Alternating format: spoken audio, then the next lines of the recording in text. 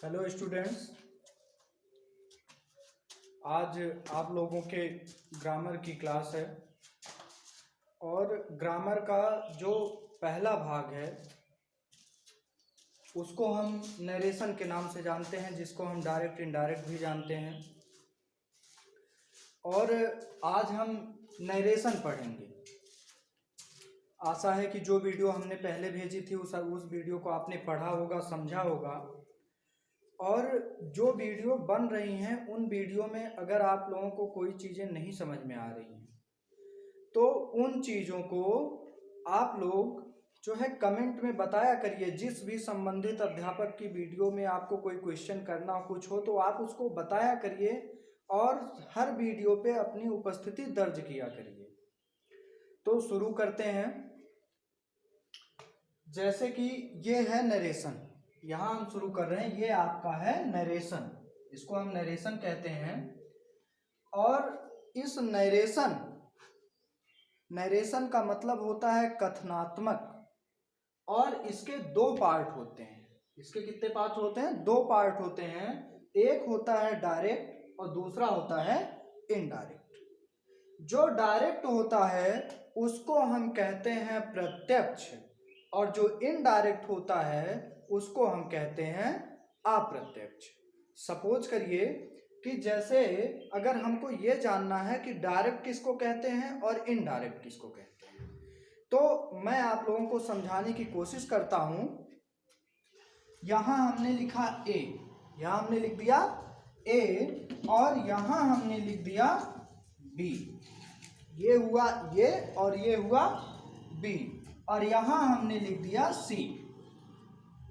ये बी और सी। अब इसमें क्या होगा कि मान लो ए ने बी से कहा, ए ने बी से कहा कि वह स्कूल जा रहा है। कहाँ जा रहा है? स्कूल जा रहा है। और इतना कह के वो चला गया। कहाँ चला गया? स्कूल चला गया। अब ए ने बी से कहा कि वह स्कूल जा रहा है, इतना कह के ये स्कूल चला जाता है, तो बचेगा कौन? बी।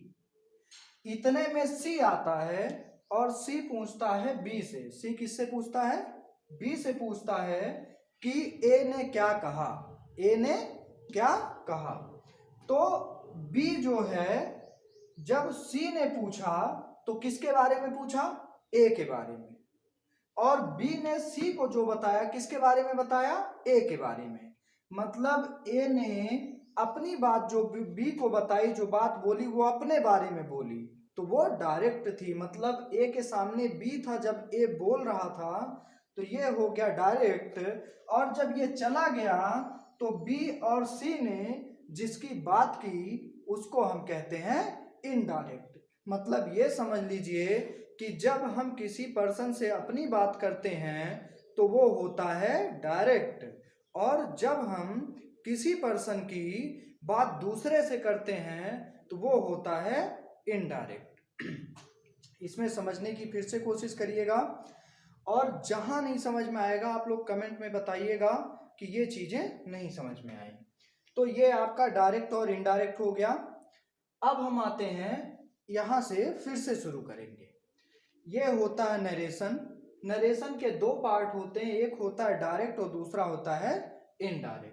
डायरेक्ट के दो पार्ट होते हैं, जिसको हम कहते हैं रिपोर्टिंग वर्ब, और दूसरा होता है रिपोर्टेड स्पीच। रिपोर्टिंग वर्ब जो होता है वो कॉमा में रहता है, सिंगल कॉमा, और जो रिपोर्टेड स्पीच रहता है वो इन्वर्टेड कॉमा में रहता है, अर्थात डबल कॉमा में रहता है। और जो इनडायरेक्ट होता है, इनडायरेक्ट को हम कैसे पहचानेंगे, डायरेक्ट और इनडायरेक्ट को हम कैसे पहचानेंगे, ये चीजें जरूरी हैं। तो इसके लिए हम ये ध्यान देंगे कि जैसे जब हम कोई सेंटेंस लिखते हैं, पढ़ते हैं, अगर उसमें कॉमा और इन्वर्टेड कॉमा लिखा हुआ है या लगा हुआ है तो हम उसको डायरेक्ट समझेंगे। और अगर वो इन्वर्टेड कॉमा और कॉमा उस सेंटेंस से हट गया है और उसमें कंजक्शन लगा हुआ है, जैसे डेट, इफ, वेदर, कुछ भी लगा हुआ है, तो वो इनडायरेक्ट हो जाएगा। ठीक है, तो अब हम शुरू करेंगे। ये आपको बेसिक चीजें थी। अब हम डायरेक्ट इनडायरेक्ट का फर्स्ट सेंटेंस जो होता है उसको हम कहते हैं असर्टिव। अब हम असर्टिव शुरू करेंगे। असर्टिव में आपका अफर्मेटिव भी आता है, निगेटिव भी आता है। तो इसमें हम क्या करेंगे, जैसे हमने लिखा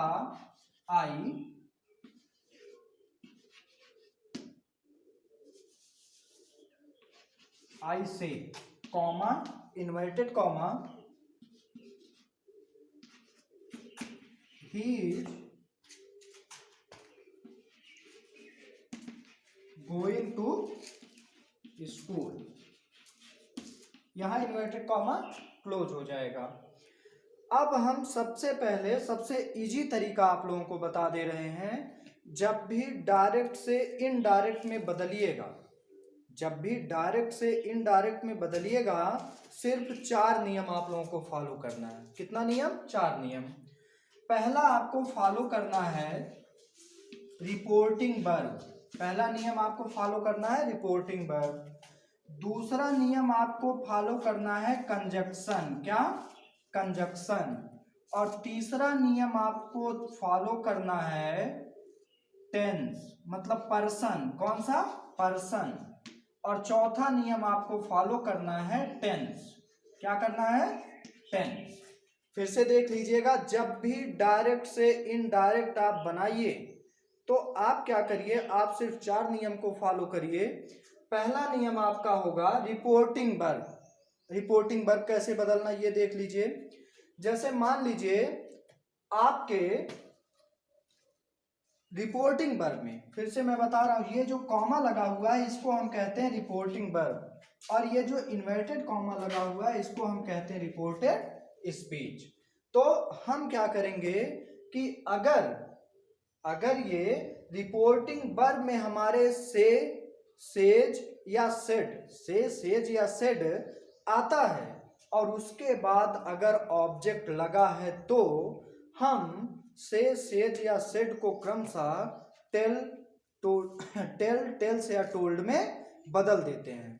मान लीजिए आपको ये नहीं पता कि ऑब्जेक्ट कहाँ लगेगा, तो आप खाली ये ध्यान दीजिएगा कि रिपोर्टिंग वर्ब में से, सेज या सेड के बाद अगर टू आया है तो ऑब्जेक्ट आया है, अगर टू नहीं आया है तो ऑब्जेक्ट नहीं आया है। तो हम क्या करेंगे, यहाँ देखिए ऑब्जेक्ट नहीं है, हमने लिखा आई से, यहाँ ऑब्जेक्ट नहीं है, तो हम यहाँ लिखेंगे आई और से को ऐसे ही उतार देंगे। अब बात आई कंजक्शन की। आप लोग पढ़ रहे हैं अफर्मेटिव, तो उसमें क्या होता है, इसमें हम लगाएंगे कंजक्शन डैट। यहां हमने लिख दिया डैट, आई से डैट। अब आपका बचा पर्सन, पर्सन बचा। पर्सन चेंज करने का बहुत ही आसान तरीका है। सूत्र तो ये जो सूत्र होता है ये सबको पता होता है, लेकिन इसको फॉलो कैसे करना एकदम ध्यान से देखिएगा आप लोग। यहां पे हमने लिखा S O N, S O N बटे 123। ये जो यस ओ एन है ये रिपोर्टिंग वर्ब, क्या है? रिपोर्टिंग वर्ब है, और ये जो 123 है ये रिपोर्टेड स्पीच है। अब ध्यान से देखिएगा कि पर्सन चेंज कैसे करते हैं। जैसे मान लीजिए ये आपका रिपोर्टिंग वर्ब में जो यस का मतलब है सब्जेक्ट, ओ फॉर ऑब्जेक्ट और एन फॉर नो चेंज, और ये जो रिपोर्टेड स्पीच में 123 है मतलब 1 2 3 है, इस 1 2 3 का मतलब होता है फर्स्ट पर्सन, सेकेंड पर्सन और थर्ड पर्सन। ये तीनों पर्सन है। फर्स्ट पर्सन में आपका I, we, me, my, mine, us, our, ये किस में आएगा? फर्स्ट पर्सन में। सेकेंड पर्सन में आपका यू, योर और योर्स आता है, और बाकी जितने बच गए he, she, it, her, his, him, they, them, their, ये सब जितने आते हैं ये किस में होते हैं? ये थर्ड पर्सन में होते हैं। तो क्या करना है आपको, ये जो थर्ड पर्सन है तो ये आप समझ गए। अब हमको क्या करना है, ये ध्यान देना है कि इसको हम कैसे सही करेंगे, कैसे इसको फॉलो करेंगे।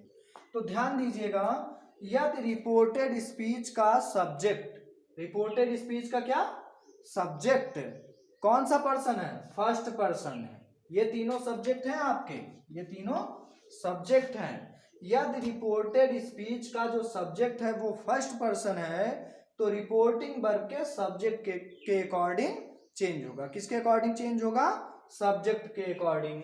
और यदि रिपोर्टेड स्पीच का जो सब्जेक्ट है वो सेकंड पर्सन है तो रिपोर्टिंग वर्ब के ऑब्जेक्ट के अकॉर्डिंग चेंज होगा।